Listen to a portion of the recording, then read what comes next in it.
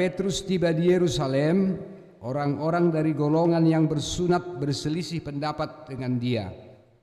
Kata mereka, "Engkau telah masuk ke rumah orang-orang yang tidak bersunat dan makan bersama-sama dengan mereka."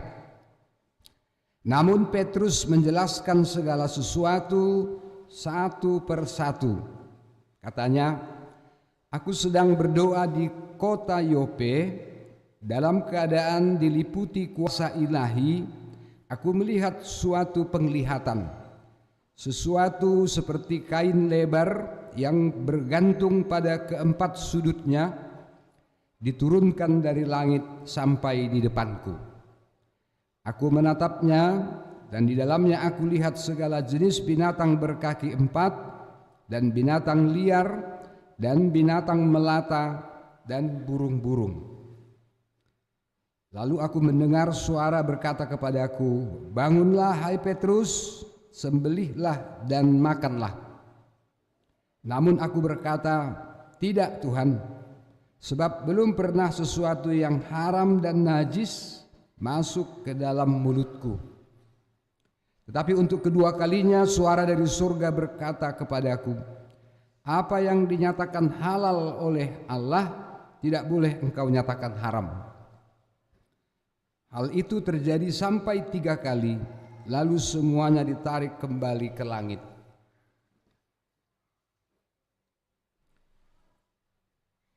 Seketika itu juga 3 orang berdiri di depan rumah tempat kami menumpang.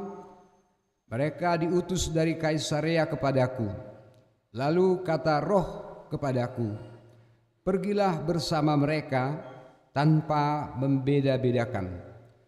Keenam saudara ini pun menyertai aku. Kami masuk ke dalam rumah orang itu.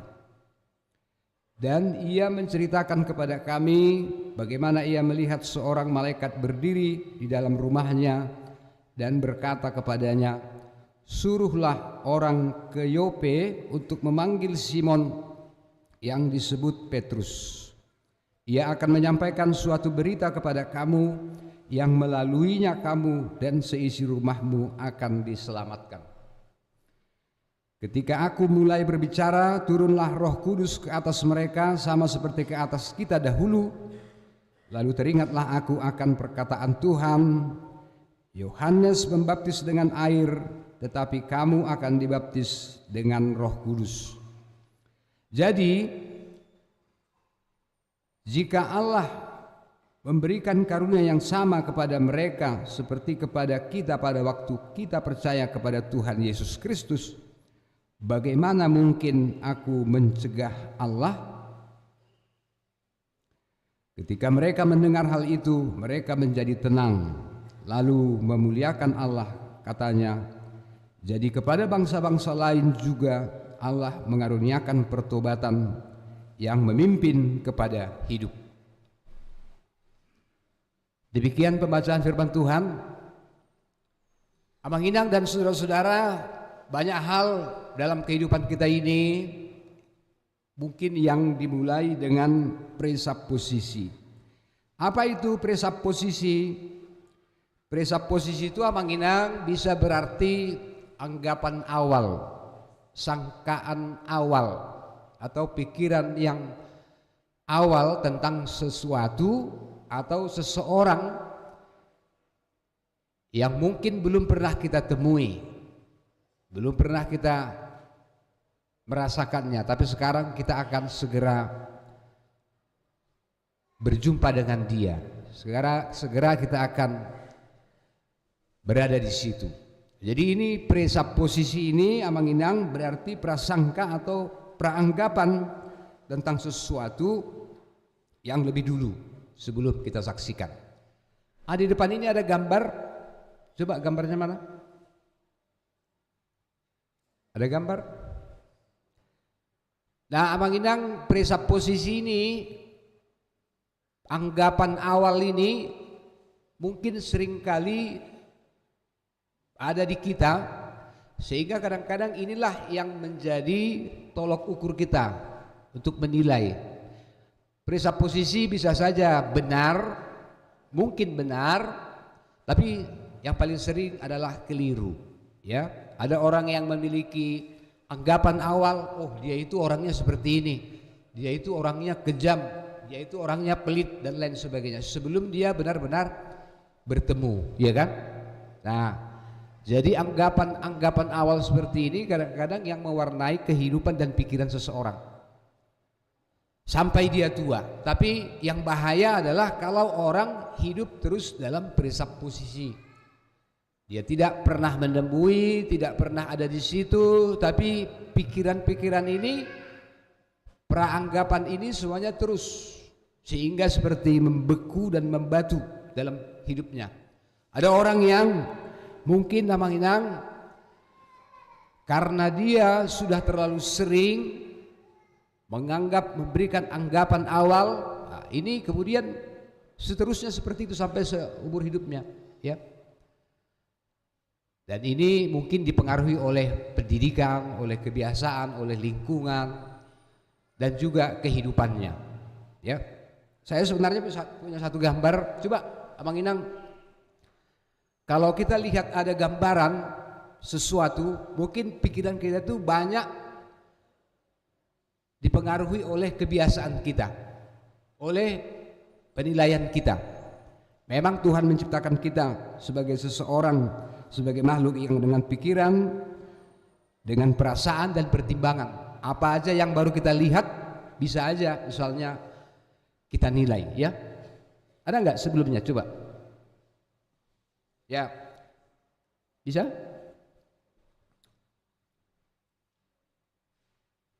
Nah, sayang sekali tidak bisa. Besok saya tunjukkan lagi untuk Amang Inang, ya. Nah, jadi Amang Inang, presupposisi ini, prasangka atau peranggapan ini, seperti saya katakan tadi, bisa benar, ya, tapi lebih sering keliru. Tapi orang yang berkutat pada pikiran-pikiran awal ini tanpa mempertimbangkan misalnya pendapat orang lain, tanpa mempertimbangkan misalnya perubahan zaman dan perkembangan zaman, ini orang yang kemudian merasa mapan dan tidak mau berubah. Ini salah satu bahaya masyarakat kita. Kalau ada orang yang merasa mapan dan tidak mau berubah, dia kemudian cepat atau lambat akan digilas oleh perubahan zaman. Termasuk dalam kehidupan bergereja kita, Mang Inang, dalam kehidupan persekutuan kita sebagai orang-orang percaya. Jadi ada presupposisi bagi orang-orang Yahudi pada waktu itu bahwa Injil itu harus diberitakan hanya kepada orang Yahudi, bahwa keselamatan itu hanya diberikan kepada bangsa pilihan, yaitu orang Israel.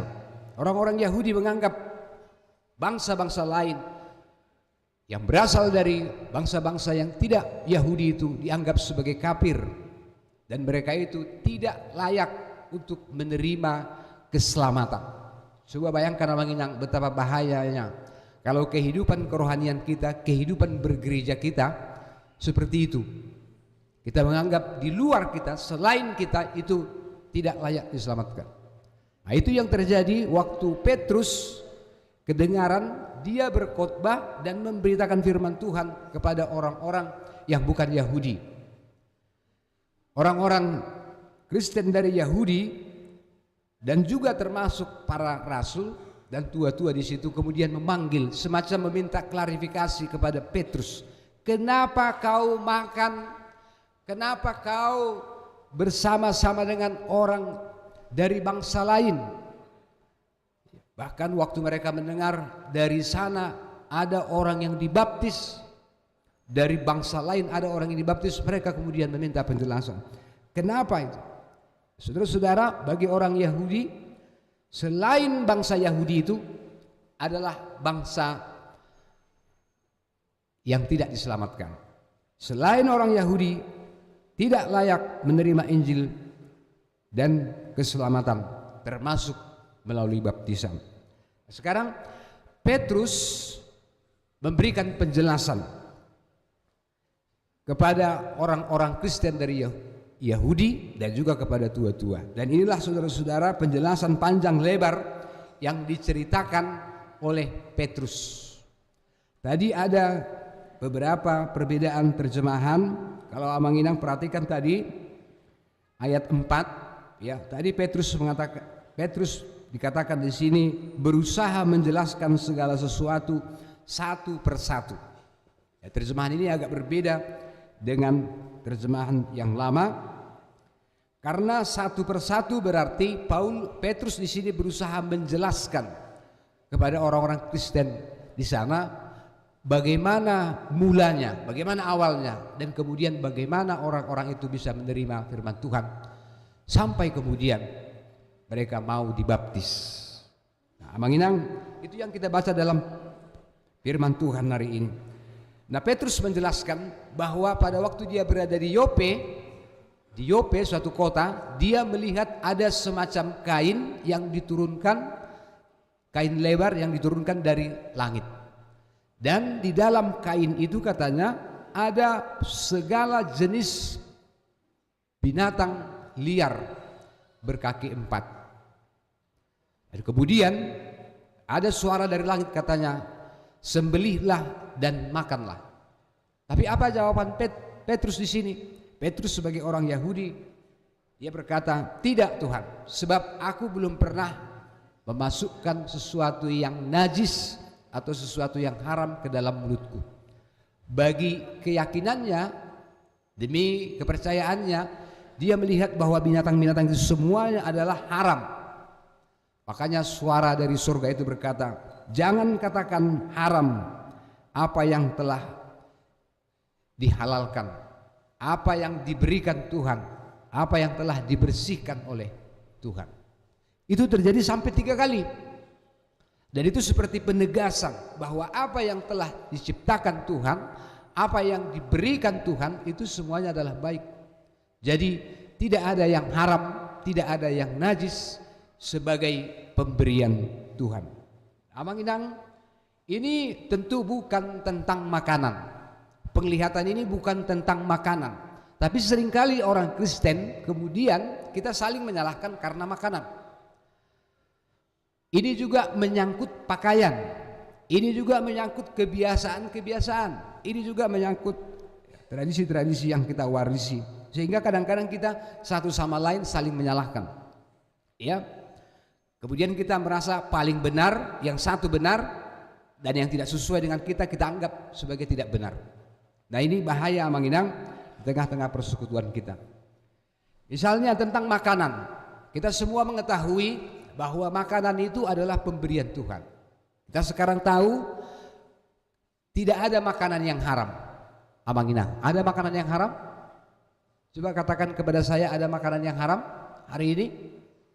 Tidak ada yang haram.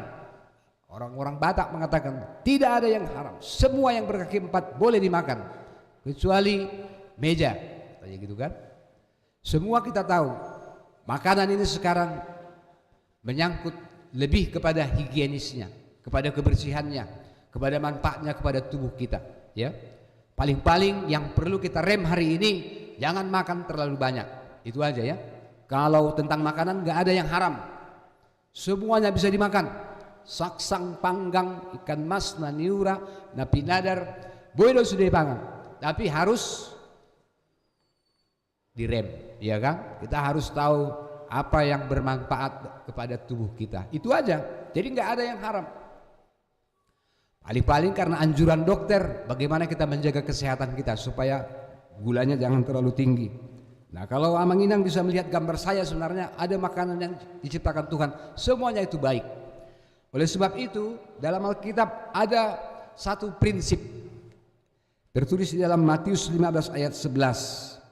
Apa Amanginang tertulis dalam Matius 15 ayat 11? Dengar dan camkanlah, bukan yang masuk ke dalam mulut yang menajiskan orang, melainkan yang keluar. Itulah yang menajiskan orang. Jadi perkataan Tuhan Yesus, bukan apa yang masuk ke dalam mulut, tetapi lebih apa yang keluar dari mulut, itu yang kemudian membuat orang menjadi najis. Demikian juga Amanginang tentang pakaian, tentang kebiasaan-kebiasaan kita, tentang ritus-ritus, tentang segala sesuatu yang menjadi kebiasaan di tengah-tengah kita, ya. Jangan karena kebiasaan-kebiasaan, karena sesuatu tradisi, lalu kalau ada orang yang tidak melakukannya, kita menyalahkan orang itu, ya. Misalnya di gereja kita ini ada kebiasaan-kebiasaan yang baik, Tetapi itu jangan dipaksakan kepada seseorang. Artinya jangan itu menjadi sandungan bagi orang lain. Ingat apa yang dikatakan oleh firman Tuhan dalam Roma 14 ayat 20. Janganlah engkau merusakkan pekerjaan Allah oleh karena makanan. Segala sesuatu adalah suci, tetapi celakalah orang jika oleh makanannya orang lain tersandung. Termasuk pakaian, termasuk kebiasaan kita menginap, ya. Bahkan dalam Kolose 2 ayat 16 sampai 17, saya mau menggambarkan kepada kita bahwa kebiasaan-kebiasaan kita semuanya harusnya lebih mendekatkan kita kepada Tuhan, bukannya menjadi penghalang kita kepada Tuhan. Karena apa, Amang Inang? Kalau Amang Inang bisa membaca Kolose 2 ayat 16 sampai 17, semuanya ini adalah bayangan dari Kristus yang adalah wujud yang asli. Kolose 2 ayat 16 dan 17 sama Inang. Karena itu janganlah kamu biarkan orang menghukum kamu mengenai makanan dan minuman, atau mengenai hari raya, bulan baru atau hari Sabat. Semuanya ini hanyalah bayangan dari apa yang harus datang, sedang wujudnya adalah Kristus. Saya mau memberikan nasihat kepada kita, Amang Inang. Hari ini kehidupan bergereja kita, janganlah kiranya tata cara, kebiasaan-kebiasaan, tradisi yang sudah baik yang kita pelihara di sini justru menjadi semacam alat untuk menghakimi orang lain. Jangan menjadi sandungan bagi orang lain, ya. Dan seperti kata orang Batak, jangan kita kehilangan inti hanya karena kita memperhatikan hal remeh-temeh, ya. Unang uram-uramna nama cetaha perlukan ujungna gabe mago pikiran tahu mago ipolana songon dekei buido halak madokot tabu dekei alai holan urang-uramna di Allah alai dang saha ibana mangalang dekene. Kehidupan bergereja juga seperti itu. Kadang-kadang banyak orang yang merasa karena kebiasaan-kebiasaan, tradisi-tradisi yang dipelihara, bahkan yang terlalu ketat, akhirnya mereka lupa apa inti kehidupan bergereja, apa inti kehidupan keimanan kita, Amang dan Ninang. Ini yang diperingatkan oleh Petrus, supaya meskipun mereka sebagai bangsa atau umat pilihan Tuhan, janganlah mereka sekarang menganggap diri mereka sebagai lebih baik. Kalau mereka orang bersunat, bukan berarti orang yang tidak bersunat itu tidak diselamatkan, karena keselamatan itu adalah diberikan Tuhan kepada semua orang. Maka Amang Inang, ayat 18 itu saya kira adalah perkataan Petrus, sama seperti kesaksian kita. Apa dalam ayat 18 tadi dikatakan? Saya baca sekali lagi, Amang Inang, ya. Jadi jika Allah memberikan karunia yang sama kepada mereka seperti kepada kita pada waktu kita percaya kepada Tuhan Yesus Kristus, bagaimana mungkin aku mencegah Allah? Saudara-saudara, jangan-jangan ada di tengah-tengah kita yang mencegah kehendak Allah di tengah-tengah dunia ini. Kadang-kadang banyak cara dipakai oleh iblis untuk memperalat kita. Bahkan kita sebagai orang yang mengaku sebagai orang percaya seperti mencegah kehendak Allah. Jadi tugas kita adalah bagaimana kita mewujudkan kehendak Allah. Mari kita berkata seperti Petrus, bagaimana aku bisa menghambat, bagaimana aku bisa mencegah rencana Allah. Di dunia ini, Amang Inang, tidak ada yang bisa mencegah kehendak Allah. Tapi tugas kita adalah lebih bagaimana kita ikut mewujudkan kehendak Allah dalam kehidupan kita. Oleh sebab itu, Amang Inang, pertanyaannya adalah bagaimanakah kita mencari kehendak Tuhan Allah? Pertama-tama kita sekarang menyadari bahwa kasih karunia Tuhan itu adalah bersifat universal, terbuka kepada semua orang, siapa saja, di mana saja, dari suku apa saja, dari status sosial apa saja. Kita semua hidup oleh kasih karunia Tuhan, termasuk Amang Inang pertobatan. Ya, topik minggu kita hari ini adalah Tuhan mengaruniakan pertobatan. Ini luar biasa, Amang Inang. Berarti karunia Tuhan, berkat Tuhan, karunia Tuhan bukan hanya seperti yang kita rasakan melalui kesehatan, kekuatan, dan semua berkat-berkat yang selama ini kita kenal. Tapi termasuk juga pertobatan. Tidak ada orang Kristen yang tidak membutuhkan pertobatan. Tidak ada orang yang terlalu baik, terlalu saleh, terlalu rajin ke gereja sehingga dia tidak perlu pertobatan. Nah, Tuhan mengaruniakan ini kepada kita semuanya. Oleh sebab itu Amanginang, saudara-saudara, sama seperti Petrus berkhotbah, kemudian orang-orang yang bukan Yahudi menerima, dan kemudian mereka mau percaya, dan seperti Cornelius dibaptis, dia bersama dengan seisi rumahnya. Keselamatan itu Amanginang sampai kepada semua orang, segala bangsa, dan itulah juga tugas kita sebagai orang-orang yang percaya, mengetahui kehendak Tuhan dengan menyadari bahwa karunia-Nya itu terbuka bagi semua orang. Tentu Amanginang ini berarti bagaimanakah hidup kita menjadi saluran berkat Tuhan, supaya melalui hidup kita orang lain juga bisa melihat apa yang Tuhan karuniakan. Tetapi yang kedua Amanginang, bagaimanakah kita sekarang mencari kehendak Tuhan kalau Dia memberikan keselamatan kepada seluruh bangsa? Jauhlah dari kita sikap eksklusif dan diskriminatif. Jangan ada yang kedapatan dari kita bersikap eksklusif, merasa kamilah yang lebih baik, dia tidak layak, tidak pantas bergabung dengan kita. Mereka itu tidak layak, kamilah. Jadi seolah-olah menjadi kelompok yang tertentu, yang eksklusif, yang tidak tersentuh. Tentu di gereja ini tidak ada yang seperti itu Amanginang. Apalagi kalau kita bersikap diskriminatif, tebang pilih. Saya kira kita semua yang hadir di sini Amanginang bisa merasakan gereja kita ini, persekutuan kita ini adalah persekutuan yang sama rata. Semua kita sama, semua kita sederajat. Tidak ada yang lebih tinggi. Hanya firman Tuhan yang lebih tinggi di sini. Itu sebabnya mimbar ini lebih tinggi dari semua tempat di sini. Tidak ada yang lebih baik dari kita semuanya. Siapapun kita, semuanya kita adalah sama-sama di bawah firman Tuhan. Oleh sebab itu Amanginang, jauhkanlah sikap eksklusif dan diskriminatif, apalagi sikap chauvinisme, kesombongan dalam hidup ini. Tidak ada yang kita sombongkan dalam hidup kita ini. Kalau Tuhan membiarkan kita hidup sesaat, kita sekarang berada di atas tanah, pada waktunya kita akan berada di bawah tanah. Kalau sekarang apa? Karena waktu Mahatma Gandhi. Jangan karena kebiasaan kita sebagai orang Kristen kemudian banyak orang yang semakin menjauh dari ajaran yang benar. Nah, inilah Amanginang firman Tuhan bagi kita. Sama seperti Petrus berkhotbah kepada orang-orang yang bukan Yahudi, kemudian mereka menjadi percaya. Tugas kita juga adalah bagaimana kita melalui kehidupan kita, melalui persekutuan kita, melalui penghayatan kita akan firman Tuhan, justru semakin mengajak orang kepada Tuhan.